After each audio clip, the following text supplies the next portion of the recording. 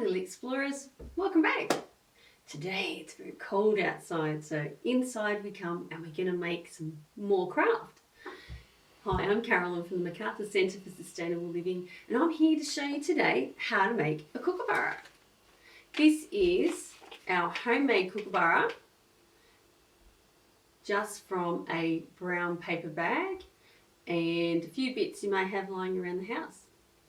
So there he is. So his beak is really quite cool and it can move.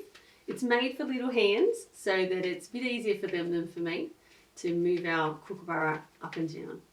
Okay, let's have a look at how we make him. So once again, we're going to use recycled materials. So we have here today a brown paper bag that would have been recycled or used as another gift bag again. That's another option for it. But what I've done is actually cut some shapes out of the bag and used it instead to make our kookaburra. So what you're going to need is to make 2 squares, just like this. I did about 10 centimetres on each side. Okay, we need 2 of those. And we also need a small rectangle piece. It's about 1.5 centimetres by 6 centimetres long for a rectangle. There we go. And last but not least, we need a big circle. Now it has a diameter of about 12 centimetres. Don't go out with your protractor and everything. All I did was find something at home that I had that was 12 centimetres in diameter roughly, put it on the paper bag, trace around it and cut it out.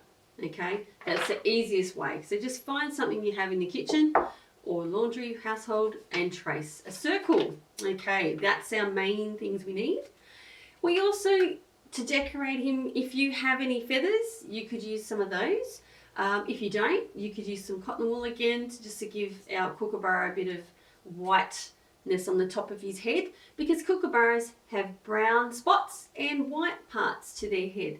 So that's why we've gone for the brown paper as our base. We also can draw on the eyes with a black texture, and I have some little tiny white dots from the hole punch, the scraps that you will throw away, as a little bit of a dot on the eye, which makes him have a bit more character. Okay, so let's get started. With your squares, what we're going to do is fold it into a triangle. Okay, so bring 2 sides together to create a triangle. Then we open it back up. I'm going to put this down so you can see a bit easier. And we're going to fold as if we're going to create another triangle inside that square. So bring this flap over to the midline of the fold you had previously made. Okay, so now we've got a bit of a diamond shape starting to form. Okay, and open it back up and do it on the other side. So we fold our paper to the middle where the crease was, our original crease, and fold that back down. So basically we have a bit of a kite looking shape. So that's as much folding as we need to do. It's really easy. We get our glue stick and we're going to put some glue just on one of those inner triangles. Okay, so we're just getting the glue on here. I've got a blue glue so it's easier for you to see. There's our glue just on one side, and what we do is we bring one of the flaps over to that side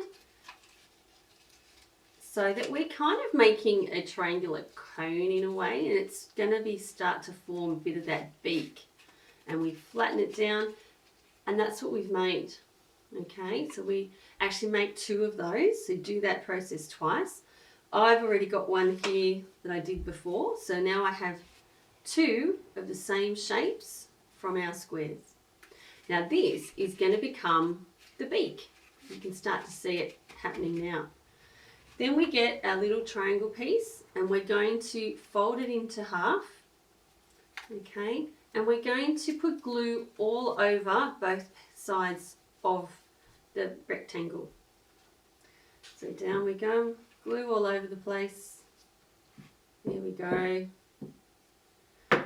Okay, So then on the inside we put one of our pieces of our beak and we firmly tap that down so that the glue's adhering to it.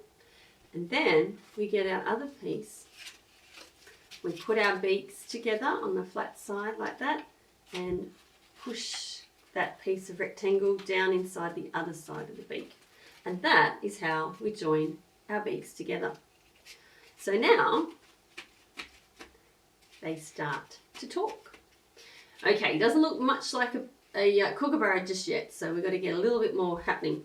So with our circle, we've got that all done. What we need to do is fold that in half as well. Fold it along the midline. This is just easier for when we're lining up the front of our face.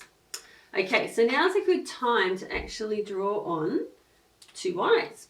Now I like to draw them on about halfway up your head. So you want the midline to be away from you, and we want to do two big circles, colour them in, or you could, if you've got black paper or paint, you could do that. I'm just worried about my table here. I might lean on some paper as I'm doing that. So we colour it in, and nearly opposite side we do exactly the same size eye. Colour him in.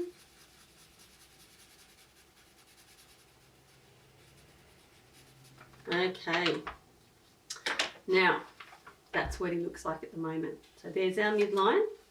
We have an eye on each side. Okay, then we put a little bit of glue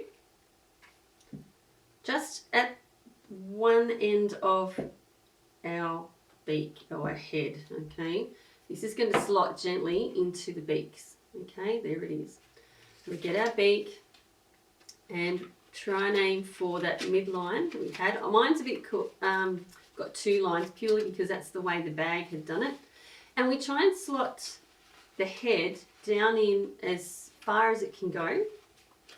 Okay, so that the line that you folded on the circle lines up with the line at the top of the beak. It just sits beautifully that way if you've got that fold. If you don't, it doesn't matter. Okay, so there is our head in there. So now we have start of our kookaburra, but he needs a few little more features. So what we can do is put some feathers on the top or around the front of his face. You can put some little nose holes for breathing like they might have, and I like to put the little eye on, the little reflector of his eye. So I get one of my little white dots from the hole punch, pop it on. Oh, I had two, there you go. Easy for the next one. And down the front again. There we go. Okay, starting to look like a great little character. You can do some of these feathers or fluff from your cotton wool earlier on if you like. If you want to do it easier while it's flat, that's okay. I've already done one with feathers. I'm going to show you what it'll look like with a little bit of fluff on it.